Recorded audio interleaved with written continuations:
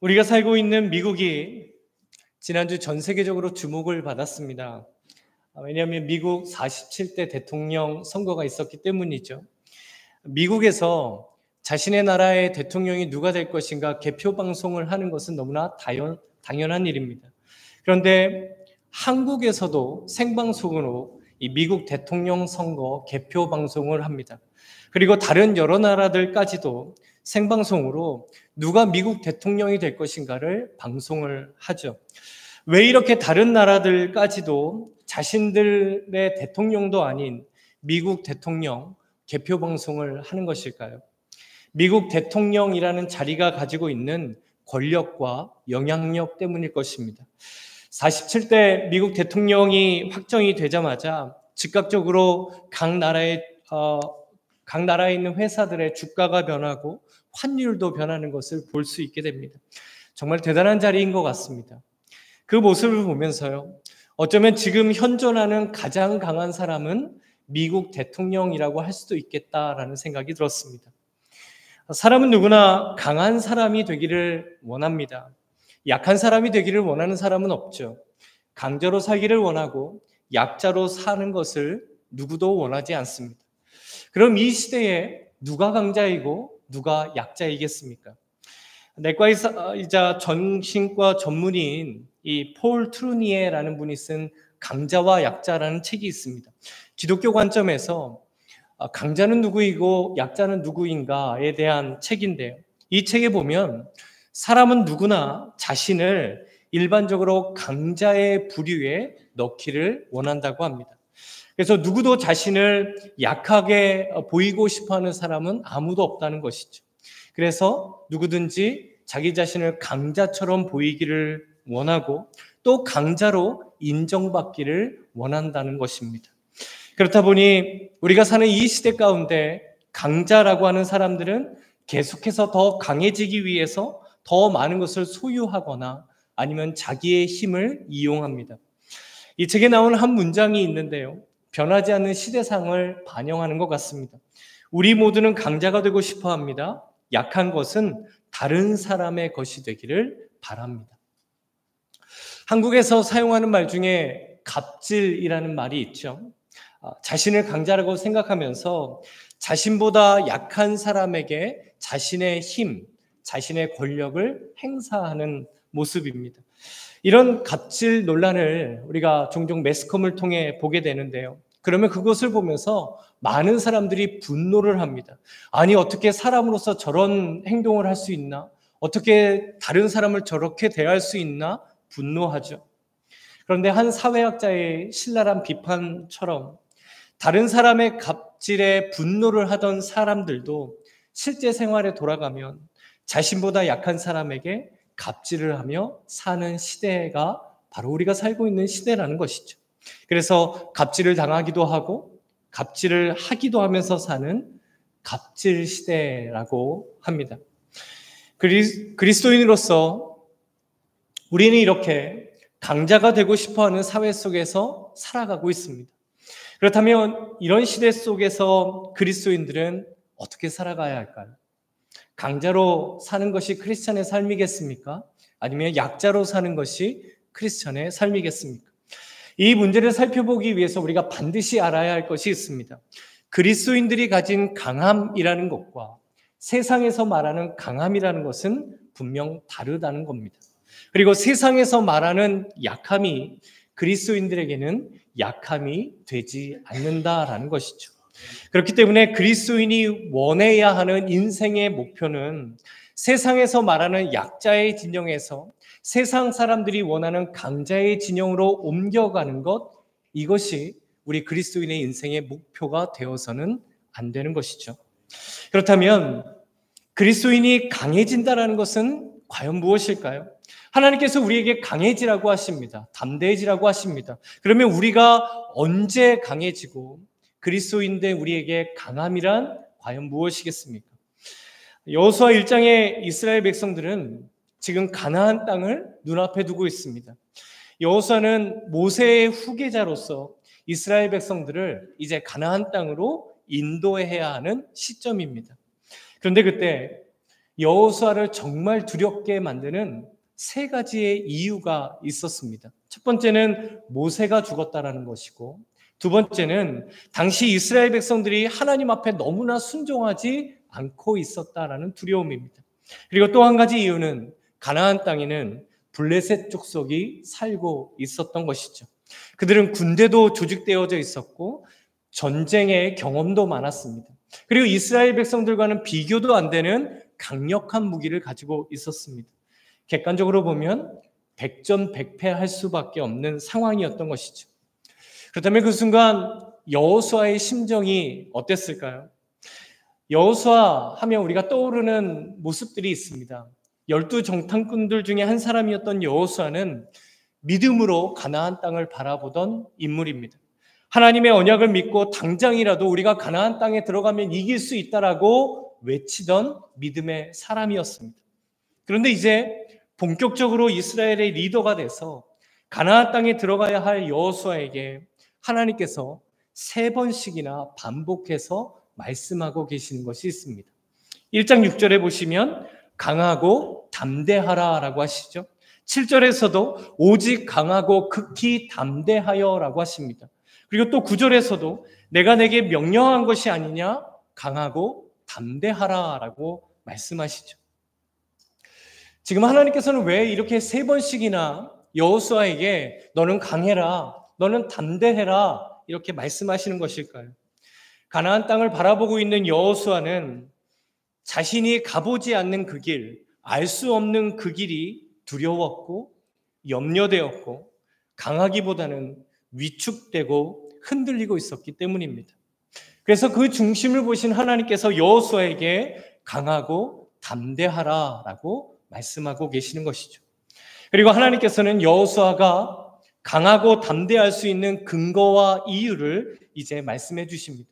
그리고 이 하나님의 말씀을 통해 누가 강한 담대한 그리스도인이고 어떤 교회가 강하고 담대한 교회인가를 우리가 깨닫게 됩니다. 첫 번째로 성도와 교회는 하나님이 함께 하시는 것이 강함이고 하나님께서 우리와 함께 하실 때 담대해지게 됩니다. 5절 말씀을 보시면 하나님께서 여호수아에게 이렇게 말씀해 주십니다. 내 평생에 너를 능히 대적할 자가 없으리니 내가 모세와 함께 있었던 것 같이 너와 함께 있을 것임이니라. 내가 너를 떠나지 아니하며 버리지 아니하리니. 하나님께서 여호수아에게 한 가지를 약속해 주십니다.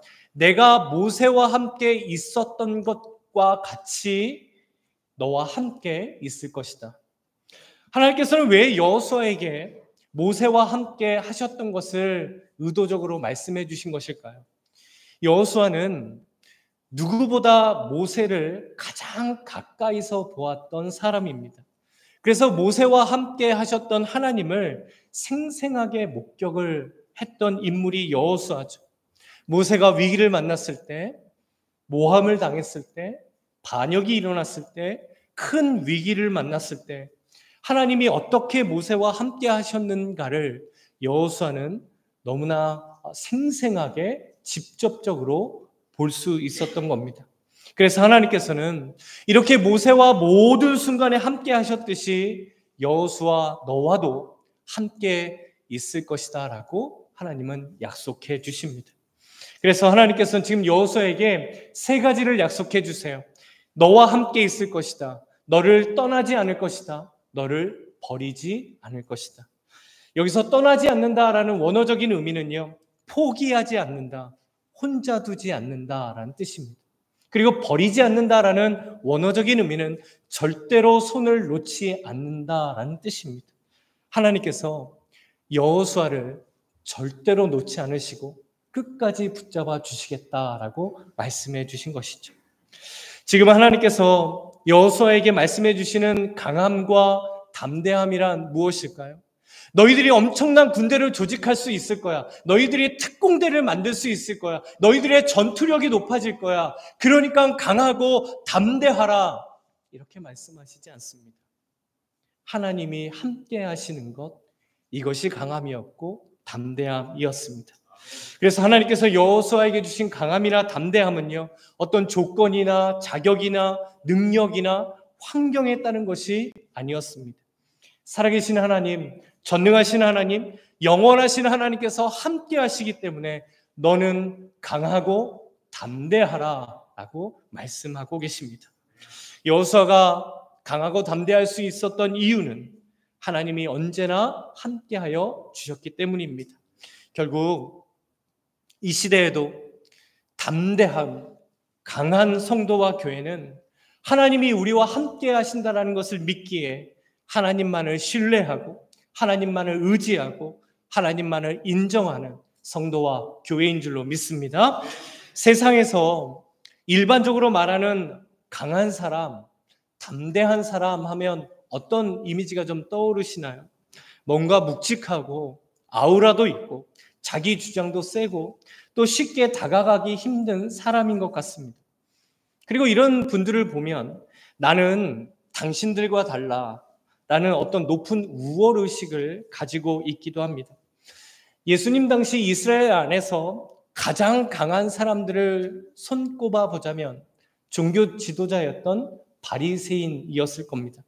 그들은요, 자신들의 막강한 종교적인 권한과 권력을 행사하면서 막대한 이윤을 거두어들였습니다. 로마 정부의 허가를 받은 사내들인 공회원에 엄청난 힘을 가지고 있었죠. 입고 다니는 옷부터가 달랐고 일주일에 3번씩 금식을 하고 사람이 많이 모인 곳에서 기도를 하고 그곳에서 구제를 했습니다. 그러면서 그들은 우리는 당신들과 다른 거룩한 삶을 살고 있습니다 라는 우월의식을 나타내기를 또 그렇게 인정받기를 좋아했습니다. 그래서 바리새인들은 이런 것들이 자신들의 강함이라고 여기며 살아가고 있었죠. 그런데 예수님께서 그들을 향해 독사의 자식들아, 회칠한 무덤이라고 책망하십니다. 왜 예수님께서는 이런 독소를 쏟아내신 것일까요? 세상적인 기준으로 보면 그들은 분명 강한 사람들입니다. 강한 세력이었습니다. 그러나 그들은 겉으로는 신앙의 옷을 입은 것 같았지만 결코 하나님과 함께하는 사람은 아니었습니다. 결국 그들에게는 세상적인 강함은 있을지 모르지만 강하고 담대한 하나님의 사람들은 아니었던 것이죠. 하지만 반대로 이 세상에서 가장 강하고 담대하셨던 분은 바로 예수님이셨습니다. 그렇다면 예수님의 모습은 어땠을까요?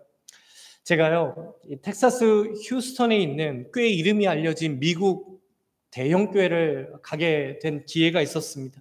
예배를 마치고 이제 교회를 탐방하는데 참 인상적인 장소가 있었어요. 교회 안에 기프트샵이 있는 겁니다.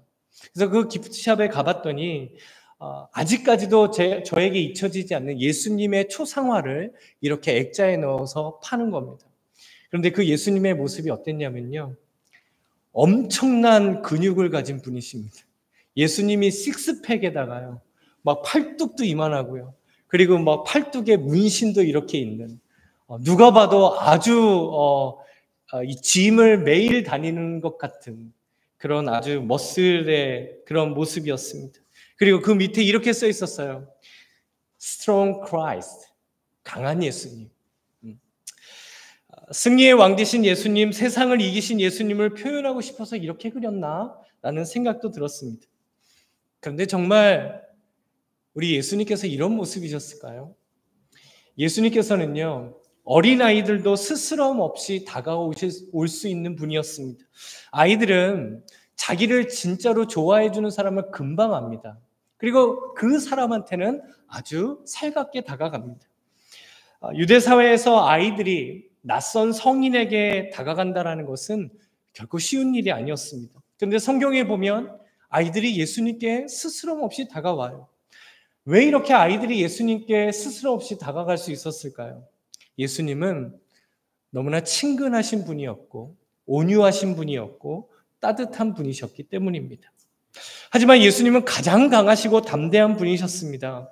왜냐하면 예수님은 언제나 하나님과 동행하셨고 하나님을 인정하셨고 하나님의 뜻에 순종하셨고 하나님만을 의지하셨던 분이셨기 때문입니다.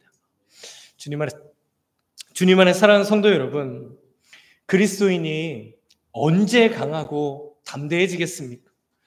우리가 살아가는 동안 나의 능력도 중요합니다. 내 성공도 중요하고요. 내 지위가 올라가는 것도 중요합니다. 내가 가지고 있는 힘을 키우는 것도 우리에게 중요합니다. 그러나 그리스도인은 이런 것들을 강함이라고 하지 않고 이런 것들로 강해지는 사람들이 아닙니다. 강하고 담대한 그리스도인은 하나님이 함께 하신다는 것을 믿고 사는 그리스도인인 줄로 믿습니다. 그래서 나와 함께 하시는 그 하나님 때문에 우리는 세상을 향해서 강하고 담대하게 살아갈 수 있게 되는 것이죠. 그렇기 때문에 성도는 세상이 감당하지 못하는 사람이 되고 교회는 세상이 감당치 못하는 공동체가 되는 것입니다. 교회에 다니는 사람들이 뭔가 세상적으로도 인정받을 만한 힘이 있고 능력이 있고 권력이 있을 때 강해지고 담대해지는 것 절대 아닙니다.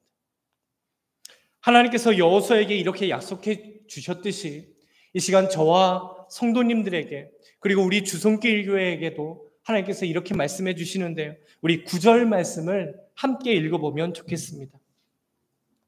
우리 9절 함께 읽어보죠. 내가 내게 명령한 것이 아니냐. 강하고 담대하라. 두려워하지 말며 놀라지 말라. 내가 어디로 가든지 내 하나님 여호와가 너와 함께 하느니라 하시니라. 아멘. 하나님께서 언제나 우리와 함께 하시는 줄로 믿습니다. 아멘. 그렇다면 하나님께서 지금도 우리와 함께하고 계신다는 것을 우리가 어떻게 알 수 있을까요? 하나님께서 우리와 함께 하신다는 그 징조에 대해서 이렇게 말씀해 주십니다. 이사야 7장 14절에 보면 그러므로 주께서 친히 징조를 너희에게 주실 것이라. 보라, 처녀가 잉태하여 아들을 낳을 것이요 그의 이름을 임마누엘이라 하리라. 이 임마누엘이라는 뜻은 하나님이 우리와 함께 하신다라는 뜻입니다. 그리고 이 예언이 마태복음 1장 23절에서 성취가 되게 됩니다.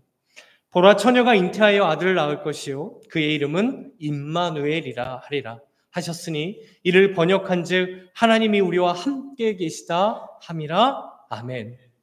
임마누엘의 하나님으로서 이 땅에 오신 분이 바로 예수 그리스도입니다.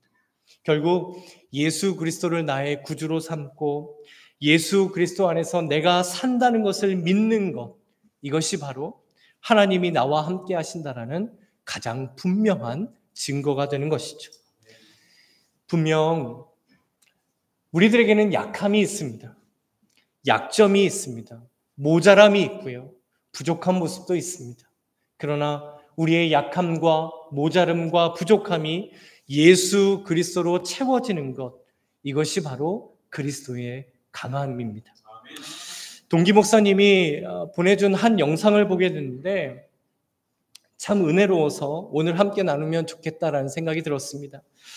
여기 물병 하나가 있습니다.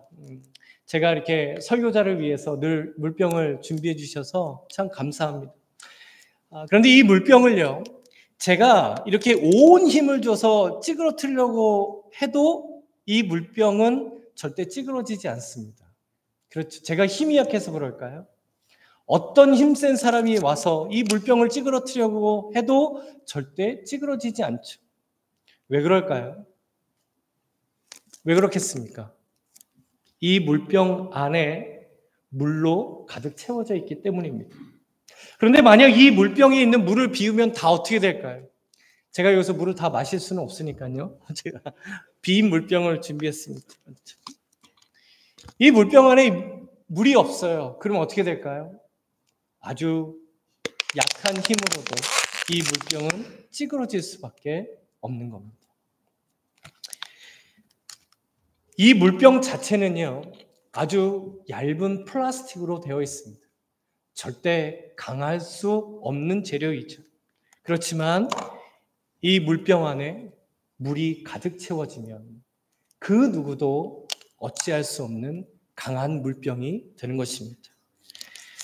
주님 안에 사랑하는 성도 여러분, 예수 그리스도로 우리가 채워질 때 우리는 진정으로 강하고 담대한 그리스도인이 될 줄로 믿습니다. 그러나 내 안에 예수님으로 채워지지 않는다면 어떨까요? 우리는 절대 세상에서 강하고 담대하게 살아갈 수가 없습니다.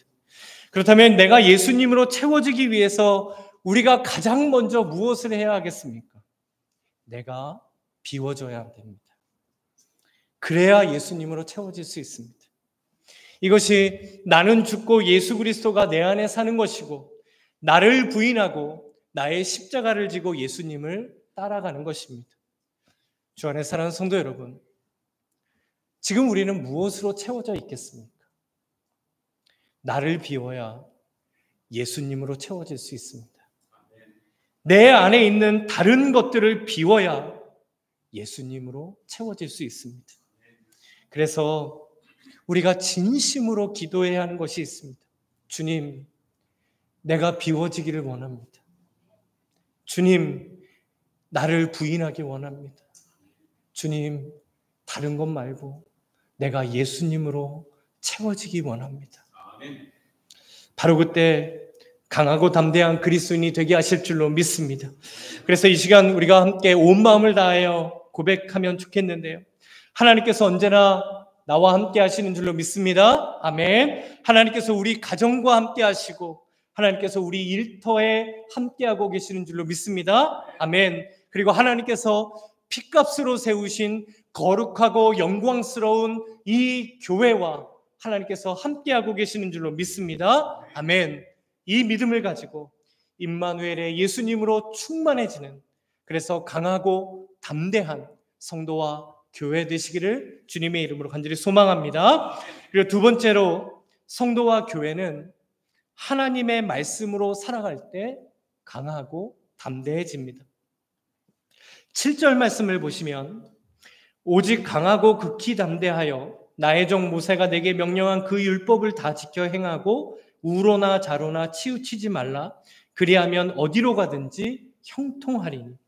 하나님께서 6절에 이어서 강하고 담대하라라고 말씀하실 때 두 단어가 첨가가 되죠.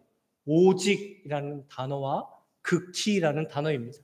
오직은 유일한 방법, 유일한 길이라는 의미이고, 극히라는 이 히브리어 단어는 최상급을 나타내는 부사입니다. 그러니까 하나님을 통해 유일하게 강해질 수 있고 최고로 담대해져라라는 의미의 말씀입니다. 그렇다면 우리가 어떻게 이렇게 최고로 담대해질 수 있는 강함을 가질 수 있겠습니까?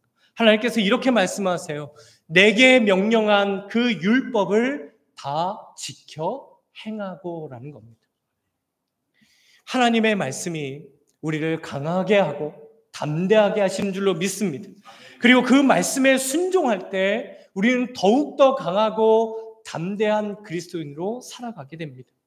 이것이 말씀의 능력이고 말씀의 은혜이고 말씀의 열매가 됩니다. 그리고 오늘 본문에 보면 우리가 하나님의 말씀을 지켜 행한다라는 것이 어떤 삶을 살아가는 것인지 세 가지를 말씀해 주시는데요. 우리 8절 말씀입니다. 이 율법책을 내 입에서 떠나지 말게 하며 주야로 그것을 묵상하여 그 안에 기록된 대로 다 지켜 행하라. 그리하면 내 길이 평탄하게 될 것이며 내가 형통하리라. 세 가지 중에 첫 번째는 우리 입에서 말씀이 떠나지 않는 것입니다. 말씀이 입에서 떠나지 않는다라는 것이 어떤 의미일까요? 우리가 하루 종일 하나님의 말씀을 계속 읽거나 외워야 한다라는 의미이겠습니까? 여기서 이 떠나다라는 히브리어 단어를 보면 구약 성경에서 하나님과 이스라엘의 관계를 나타낼 때 사용되는 단어입니다. 그래서 말씀이 입에서 떠나지 않는다라는 것은 하나님과 내가 말씀을 통하여 관계가 멀어지지 않는다라는 뜻이 됩니다. 우리는 마음에 담겨져 있는 것들이 말로 나오게 됩니다. 그 사람이 말하는 것을 들어보면 지금 그 사람 마음 안에 무엇이 담겨져 있는가를 우리가 알 수 있게 되죠. 왜냐하면 우리의 입술과 우리의 마음은 아주 긴밀하게 연결되어져 있기 때문입니다. 한국에 할아버지와 할머니 한 부부가 살고 계셨다라고 해요. 그런데 평소 때 할머니가 할아버지를 구박을 많이 하셨다라고 합니다. 왜 구박을 하셨냐면 눈 뜨면서부터 잠잘 때까지 계속해서 먹을 것만 얘기한다고 늘 구박을 하셨다라고 해요. 그러던 어느 날 미국에서 놀러 온 손주가 할아버지에게 이렇게 아침에 인사를 하는 겁니다. 할아버지 굿모닝이라는 겁니다. 그래서 할아버지가 얘야 그 뜻이 뭐냐? 라고 물어보니까 할아버지 굿모닝은 영어로 좋은 아침이라는 뜻이에요 라고 가르쳐 주었습니다. 평소 자신이 무식하다고 구박하던 할머니에게 이 할아버지가요, 나의 해박함을 과시하며 내가 한번 의시돼 보리라 라고 해서 부엌에 있는 할머니에게 갔습니다. 그리고 아주 여러 번 연습을 한 후에 할머니에게 이렇게 인사를 하죠. 할머니가 아니죠. 여보, 굿모닝이라고 합니다. 그리고 부엌에서 아침 식사를 준비하던 이 할머니가 그 소리를 들어요. 그러더니 약간 주춤주춤 하시는 겁니다. 그러면서 이 할머니가 그 할아버지에게 나지막히 이렇게 얘기를 하는 거예요. 영감, 오늘은 감자국이요라는 겁니다. 집에 가서 웃으시려고 그러세요? 할아버지가요, 굿모닝이라고 했잖아요. 근데 할머니 그걸 뭘로 들은 거죠? 굿머니. 그렇죠? 그래서 할머니, 오늘 감자국이요라고 얘기를 했다는 겁니다. 그렇죠? 이해 안 되시면 아마 집에 가시는 길에 아마 생각이 나실지도 모르겠습니다. 그 사람이 하는 말을 들어보면 지금 그 사람 마음 안에 무엇이 담겨져 있는지, 그 마음 안에 무엇이 제일 중요한지 숨길 수 없이 드러나게 됩니다. 그래서 입에서 하나님의 말씀을 떠나지 않게 하라라는 것은 우리의 작은 일상 가운데에서도 하나님의 말씀을 통해 하나님을 생각하고 그 말씀을 통해 하나님을 사랑하는 마음을 잃지 말라라는 의미입니다. 그리고 두 번째로 하나님의 말씀을 지켜 행하는 것은 주야로 말씀을 묵상하는 것이다 라고 하십니다. 하나님의 말씀을 묵상한다라고 하면 어떤 모습이 떠오르세요? 조용히 눈을 감고 말씀을 되새기면서 이 말씀의 뜻을 이렇게 조용히 떠올리는 장면입니다. 그렇다면 주야로 말씀을 묵상한다는 것이 우리가 아무것도 안 하고 말씀만 계속해서 묵상을 해야 한다라는 뜻일까요? 여기서 주목해야 하는 단어가요, 묵상하다라는 단어입니다. 이 히브리어 단어의 원어적인 뜻은 중얼거리다라는 뜻입니다. 그래서 주야로 말씀을 묵상한다라는 것은 문자적으로 보면 낮이나 밤이나 중얼거린다라는 뜻입니다. 그렇다면 우리가 삶을 살아가면서 말씀을 낮이나 밤이나 중얼거린다라는 것이 과연 어떤 의미이겠습니까? 우리가 말씀을 암송해서 계속해서 혼자 중얼거려야 한다라는 뜻일까요? 이 중얼거리다라는 것은 계속적이고 반복적인 행동을 강조하는 단어입니다. 그래서 이 중얼거리다라는 단어의 어원은 소가 되새김질을 하다라는 뜻입니다. 그래서 소가 되새김질을 하는 것처럼 우리가 하나님의 말씀을 반복적으로 생각하고 반복적으로 떠올리고 또 입술로도 고백해 보라는 것이죠. 바로 그때 신비롭고 영광스러운 말씀의 능력을 우리가 경험할 수 있게 됩니다. 저에게도요, 되새김질을 하는 말씀이 있습니다. 제 안에 불평과 불만이 나오려고 할 때, 그리고 나와 다른 사람이 자꾸 비교가 되려고 할 때 제가 이렇게 말씀을 되새김질합니다. 여호와는 나의 목자시니 내게 부족함이 없으리로다. 그리고 불안해지고 두려워질 때 이 말씀을 되새깁니다. 내 영혼아, 내가 어찌하여 낙심하며 어찌하여 내 속에서 불안해하는가? 너는 하나님께 소망을 두라. 이 말씀을 되새김질하고 또 되새김질합니다. 똑같이 외우지 않아도 됩니다. 저는요, 어릴 때부터 외우는 머리가 별로 없어요. 그래서 신학교 때 제일 힘들었던 시험이요, 신구약 129절을 외워서 똑같이 토시 하나 안 쓰고 쓰는 시험이 있었어요. 이게 정말 어려웠습니다. 그래서 제가 이거 공부하다가요, 하도 틀리니까 아내한테 전화해서 제가 거의 울먹이다시피 해서 이렇게 아내한테 전화해서 여보, 아무리 생각해도 하나님이 나를 부르시지 않은 것 같아요. 부르셨으면 이 외울 수 있는 머리를 주실 텐데 이렇게 안 해줄 수가 있나? 라고 생각이 됐습니다. 똑같이 외우지 않아도 됩니다. 그러나 그 순간에 말씀을 떠올리고 내 입술로 말씀을 고백할 때 그 말씀을 통해 역사하시는 하나님의 능력과 하나님의 은혜를 경험하게 하실 줄로 믿습니다. 그리고 세 번째로 기록된 대로 다 지켜 행하라고 하십니다. 말씀이 그리스도인을 강하고 담대하게 하는 현장은요, 말씀에 순종하는 현장입니다. 우리가 말씀을 듣고 묵상하고 하나님의 뜻을 알았다면 이제 그 말씀대로 지켜 행하는 것이 말씀 생활의 하이라이트가 됩니다. 말씀대로 살아가보려고 할 때 나를 강하게 하시는 하나님을 우리는 경험할 수 있습니다. 세상 앞에서 두려워할 수밖에 없는 순간이지만, 세상적인 환경이 여건이 나를 정말 두렵게 만들지만, 그 순간에도 내가 말씀대로 살아가 보려고 할 때, 그 순간에도 힘들고 어렵지만 내가 말씀을 붙들고 살아가 보려고 할 때, 세상적인 두려움과 염려를 향해 하나님이 주시는 담대함을 가지고 우리는 믿음으로 나아갈 수 있게 되는 것이죠. 내가 직접 경험해 보지 않은 말씀은 내 삶에 힘이 되지 않습니다. 내가 직접 말씀을 지켜 행할 때, 그 말씀을 경험할 때 하나님이 정말 나와 함께 하시고, 하나님이 정말 전능하신 하나님이시고, 하나님이 나의 반석과 힘과 능력이 되시고, 하나님이 정말 끊을 수 없는 사랑으로 나를 사랑하고 계시는구나, 이것을 실제적으로 경험할 수 있게 됩니다.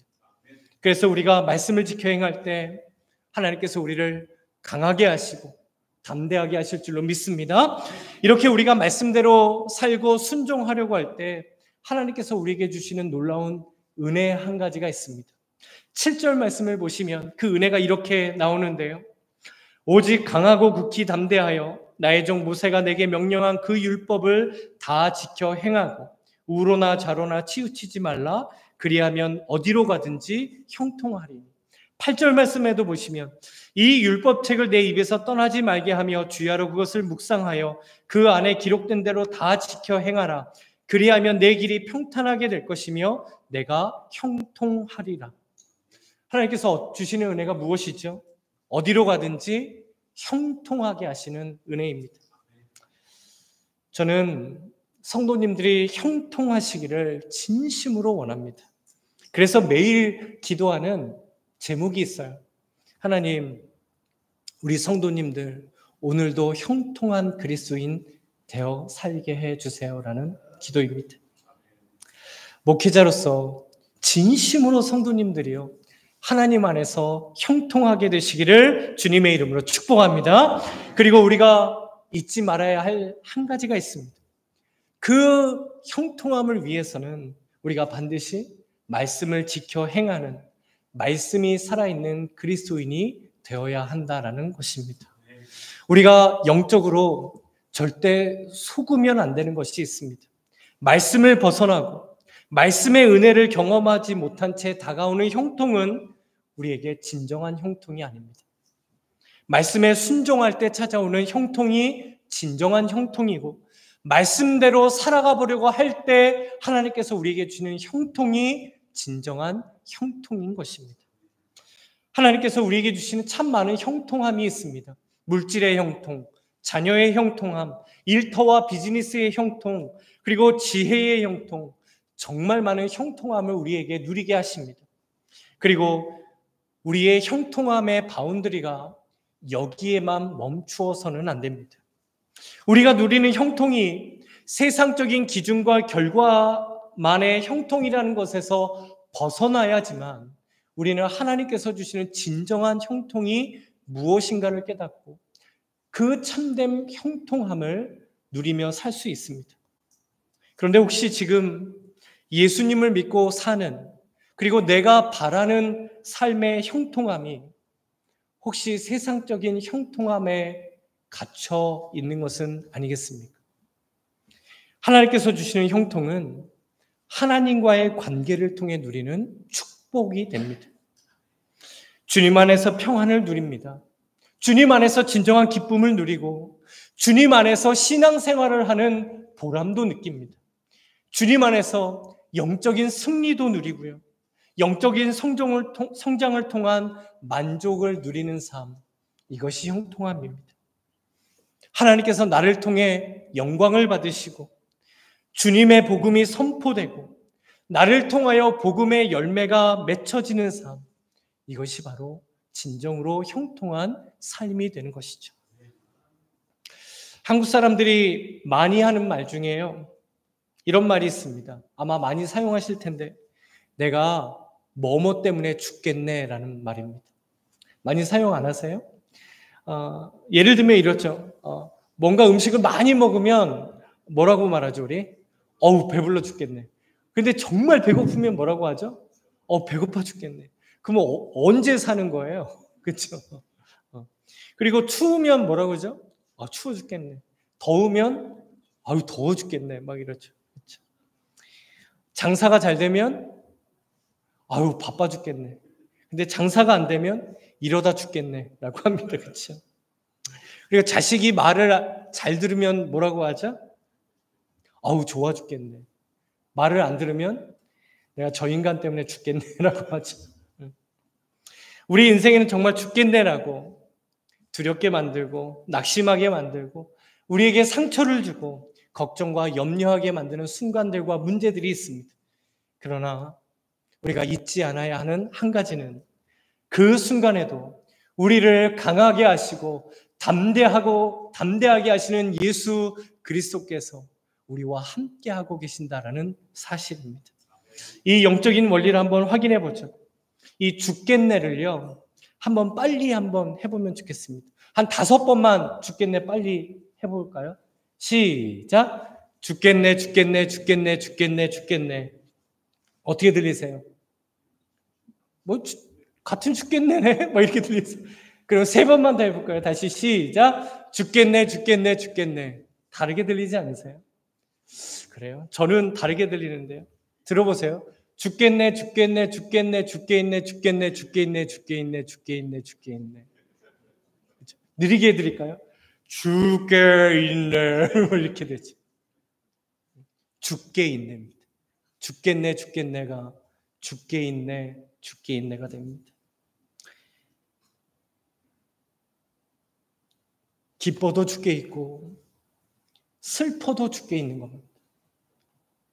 잘 될 때도 죽게 있지만 안 될 때도 죽게 있습니다. 낙심할 때도 죽게 있고 어려움을 만났을 때에도 우리는 죽게 있습니다. 우리의 모든 것은 주님께 있는 줄로 믿습니다. 모든 것이 주께 있다고 하나님의 은혜를 고백하는 것, 이것이 바로 강하고 담대한 성도이고 교회인 줄로 믿습니다. 성도와 교회가 강하고 담대해질 때 2가지를 확인했습니다. 하나님이 함께 하신다라는 믿음을 통하여 예수님으로 충만해지는 것이고, 말씀을 다 지켜 행하는 말씀으로 살아갈 때입니다. 그러면 세상의 많은 염려와 걱정, 불안과 두려움, 문제와 고난, 시험과 유혹 앞에서도 우리는 강하고 담대하게 하나님의 형통함을 누리게 될 줄로 믿습니다. 세상 한복판에서도 강하고 담대하며 하나님의 형통을 누리시는 예수님으로 충만한 성도님들 되시고 예수님으로 충만한 우리 주손길 교회 되시기를 이 시간 주님의 이름으로 간절히 축원합니다. 아멘. 우리 말씀을